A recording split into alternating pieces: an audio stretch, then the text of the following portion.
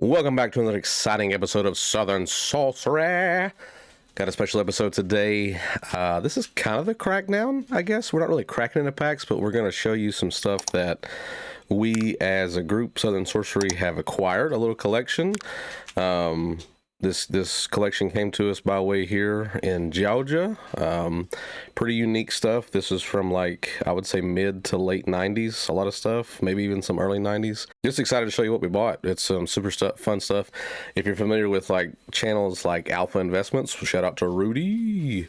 He does this stuff a lot, way more than I will ever do, but acquires a lot of collections and just always, invests in Magic amongst other things. But let's just get into it. I just want to show you some stuff. We'll start from the smallest to the largest stuff. And first I want to start off with some beautiful show and tells. Show and tells from Urza's Saga. These aren't a reserve list or anything, but they're just, haven't been reprinted a lot. They're good cards. Show and tell. It's a sorcery. Each player may choose an artifact, creature, enchantment, or land card in his or her hand and put that permanent into play.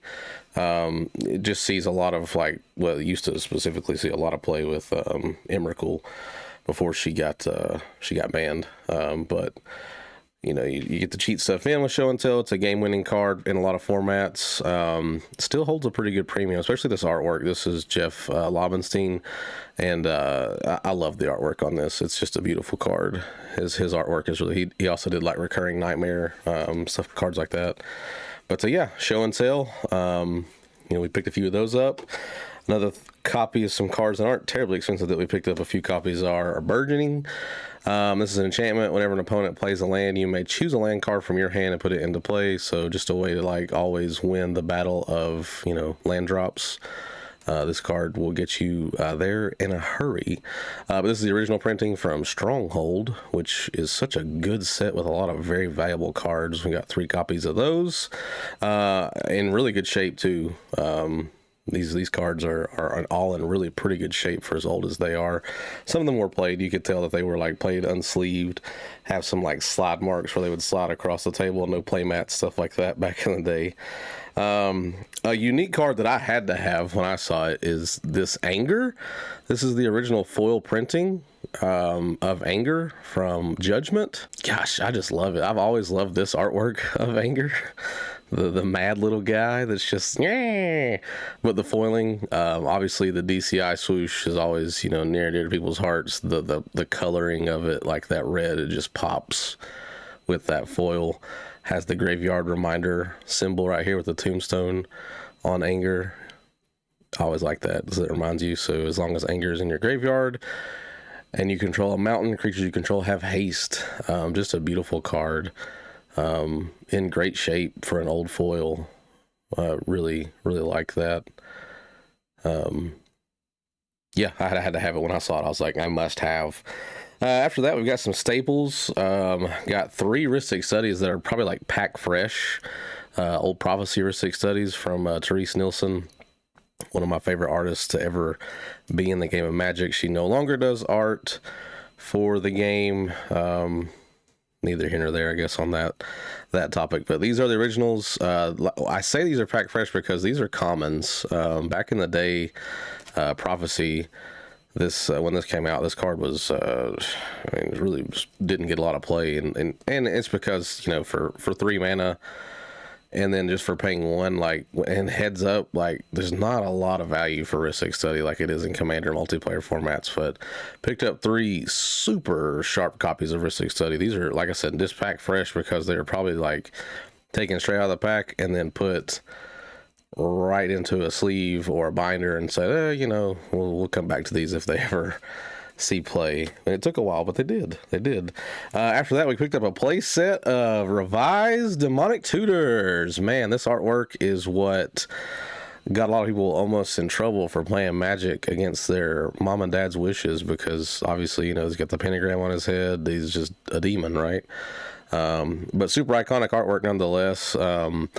These were slightly played. This one has a little bit of yellowing, you can see, especially compared like to the other ones. And I'm sorry, I got glare here. with these top loaders, but you can just kind of see like side by side. I think by itself you can't really tell the yellowing, but when you set it side by side, you can see there's like a little bit of yellowing on this. Not uncommon with these the white bordered cards, because you know the skin, like your oils, it just shows up more on white than it does on black, right? They get a little more abuse over time without being in a sleeve and stuff. But playset of DTs, great card. Can just, you know, you can find a deck to put them in pretty much anything that has access to black. It really goes in, so a no-brainer for us to pick these up. One of our first reserve list cards, Hatred, picked up 2 copies of this from Exodus. I believe that's right. Yeah, but just a reserve list card, super fun card. It's a cool way to kill somebody that they really don't see coming. For 3 and 2 black, it's an instant that says pay X life. Target creature gets +X/+0 until end of turn. So, you know, I sing my 1/1/1 at you. You take it. We go to damage. I throw this out. I pay, you know, 39 life plus the one it already did. You're dead. You know, it's like in Commander at least, and it's just a funny way to win the game. Now it does feel bad when you pay the life and you know you don't win, and now you've paid all that life for no reason. But usually when they're tapped down or early in the game, if you can try to get this out with the shenanigans, you know, with like a Dark Ritual or something, it's a really cool card. But reserve list card nonetheless, great to have in your collection. I don't know, they sit around like 20-30ish bucks, but always good to have reserve list cards if you're looking for stuff to, like, you know, if you're going to collect cards, it's good to have those because you know they're not going to get reprinted into the dirt because they're protected by that reserve list. Some more reserve list stuff. Copy artifacts, these are also revised. These were probably the more played stuff. You can see some fraying that took place, and on the back too. You know, you can see the white spots, but these definitely got slid across the table. You know, they were just loved. They just got played back in the day. You know, these were just a dime a dozen. So no one knew Magic was going to become financially what it is now as far as these older cards go. But Copy Artifact still a really cool card. Gets a lot of play. I play it in my Blue Urza deck. It's an enchantment. It says select any artifact and play. This enchantment acts as a duplicate of that artifact. It is affected by cards that affect either enchantments or artifacts. The copy remains even if the original artifact is destroyed. Enchantments on the original artifact are not copied. So pretty cool card. You can copy some stuff, go infinite with this in the right situations, having 2 versions of something, plus reserve lists. So always, like I said, it's always good to have these, and they're playable. Now we're getting to the more expensive stuff. This is some pretty unique stuff here. Earthcraft from Tempest. This is a reserve list card. It's got my boy Eldamri on it. That's him in the background there. Or maybe that's him there. I can't really tell because they both wearing the same armor. But that looks more like him. That looks like his armor for sure. Anyway, Earthcraft is a really cool enchantment. It goes infinite with Squirrel's Nest. And it does a lot of shenanigans. But tap an untapped creature you control, untap target basic land. So a lot of shenanigans can happen with like tapping down a creature to untap a land, to untap a creature to untap a land. You know, it just goes back and forth. Squirrel's Nest, whenever you tap target land, create a 1/1 squirrel token, so that's why it goes infinite. You tap the squirrel that it makes to untap the land, tap that to make a squirrel, to untap that squirrel, just infinite tap squirrels. Yeah, pretty cool card. This one, you know, it really depends. I think this one was like lightly played. Looks really, I mean, to me, I don't know, I'm not the best judge of card condition, but great shape. These, you know, you can find them anywhere from like, you know, $60 to $100 depending on the condition and where you're buying from. But another good reserve list card. Awesome. I think from here on out everything is reserve list, so I'll stop honing on about that. Next card I want to talk about is Yawgmoth's Will from Urza's Saga. This card is busted. Man, it's so good. 2 and a black, sorcery until end of turn. You may play cards in your graveyard as though they were in your hand. Cards put in your graveyard this turn are removed from the game instead. They're exiled. This resolves. Usually it's good games because there's stuff in the yard that has been put there purposely for this card to go off and win them the game effectively. Ron Spencer, another one of the original artists of Magic. I love this artwork. It's great, and this card's just iconic. Again, reserve list. These are, you know, you're starting to get into the $100s for cards. So Just a great card, great artwork. You know, what more can I say? It's just a win con. All these cards are super powerful. Another unique card, I'm sorry, I did lie. This is not on the reserve list, but this is another OG foil, just like the Anger, but this one is a lot more expensive. This is an OG foil from Nemesis Days, and the blue foils just, I can't say enough about. They're just beautiful. Again, I apologize for the glare, but man, like the marbling that they have on these, it's just great. The swoosh, everything about this card's very expensive. You talk about collecting, there's this thing called a foil multiplier. So how much is the card worth, and then like how much does the foil version multiply that value by? This is a massive foil multiplier, because Days is normally like, you know what, like $1.50, $2 ish, depending on, you know, the market and you know, the condition. A foil takes that and, you know, almost 1,000 times X is it, you know, I'm not saying it's not 1,000, but it's, you know, it's a pretty considerable amount. I think these, you know, you can get them anywhere from like 150 to 180 to 200. I've seen some sell. I mean, it's the original foil. So like I said, it's not reserve list, but like this is the only original foil of this card ever. So that's what makes it valuable. That's what it's fun to collect these. Like if you're going to go into a card, like, you know, find like the little one-offs or like the OGs, like this is the first printing of this card. Those will always have a little higher premium just because they are the first. But these old foils, they always hold a premium just because they're, you know, they're beautiful and they're hard to find because they weren't printed as often as foils are today. So after that, I've got a really cool Legends card, Mirror Universe. Mirror Universe is just a really cool card. Legends, set was recently, if you watch other channels, I think MTG North, they do a ton of box breaks. Shout out to my Canadian friends. But they pulled one of these in one of the Dominaria United collector boxes, because Magic Wizards of the Coast apparently found like a bunch of unopened Legends in a warehouse just kind of chilling. So they decided to crack all of it and then slot a bunch of Legends cards inside of Dominaria United collector boxes. So you could pull just a random Legend. It could be a common. It could be, you know, a rare. And they pulled a mirror universe. This one is darn near mint. It's in great condition. But for 6, it's an artifact that has tap it, sacrifice mirror universe during your upkeep, and trade your number of life points, your life total, with an opponent. For an example, if you had 2 life points, I love how they do the example. If you had 2 life points and your opponent had 10, you would now have 10 life points and your opponent would have 2. Effects that prevent or redirect damage may not be used to counter this change of life. Pretty cool way just to say, hey, you know what? You're at a higher life total than me. I want to be at that life total. Let's go ahead and swap. So a really fun card. Like I said, it's from Legends. It's really hard to pull anything rare from Legends. Really anything, like even like the cheapest Legends stuff is still a little bit expensive because it's Legends. But a great card nonetheless. Reserve list, all that jazz. Just a super just fun card, like shenanigans. The artwork is iconic. Great card to have. After that, we've got probably one of my favorite artworks ever printed. We've got Eureka from Legends as well. It's, you know, it's like Einstein, I guess, as a wizard discovering, you know, E equals MC squared, as a little like ideal thought fairy vessel appears. Eureka! This card is, like I said, from Legends, another very expensive card. This one was also in pretty good shape. I had a little bit of, I think, scratching on the back. Again, probably just from being slidden across the table, truthfully. But it's a sorcery that's essentially, like I said, show and tell on steroids. Both players may take any number of permanents in their hand and put it directly into play. Players take turns. I'm sorry, not any number, but any permanent.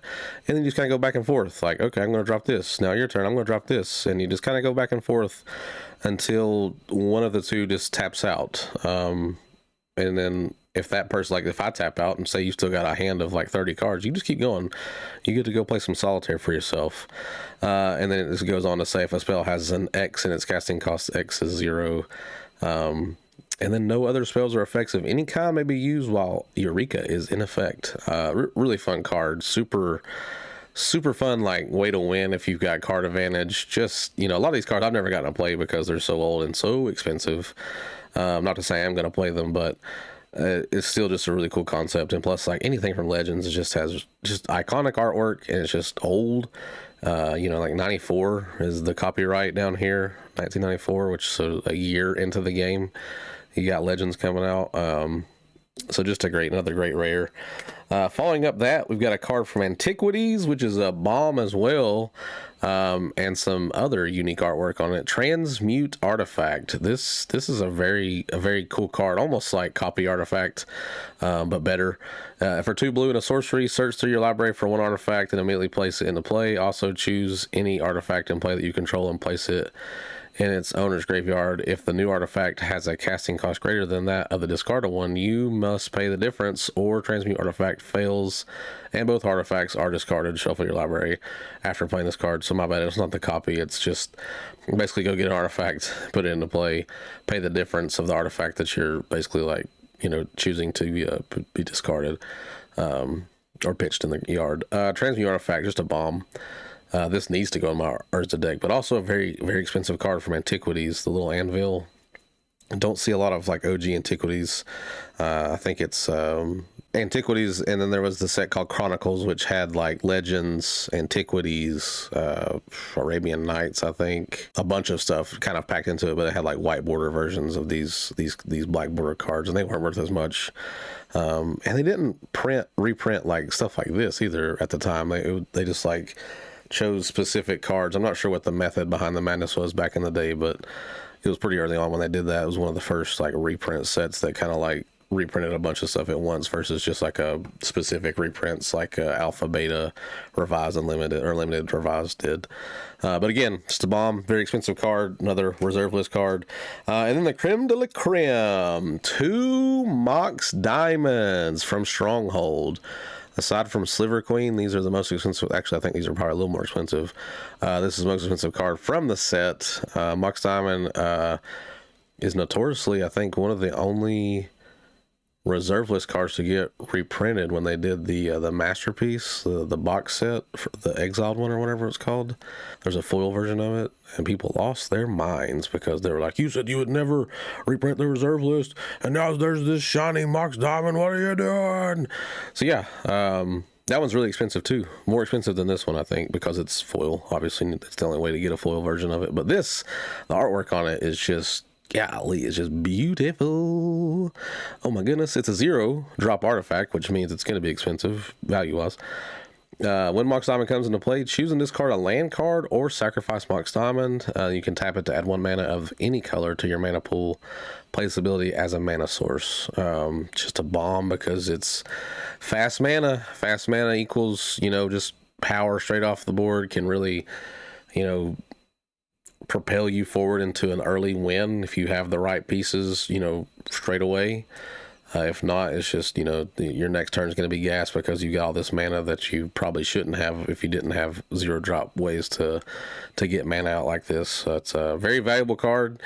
I got 2 of them, both in, pretty good condition. I would say like light play, if that. One's a little more play than the other, but just a little scuff at the top there. But I mean, like very lightly played. These were taken care of, even if they were played. Mox Diamond, just one of the more iconic pieces in the game. But yeah, that's what we got. Just wanted to show off some stuff. Not really bragging. Just thought you guys might want to see like some of the stuff that we're acquiring. If you're interested in selling some stuff, reach out to us. We might be able to work out a deal, especially it's like some old stuff like this.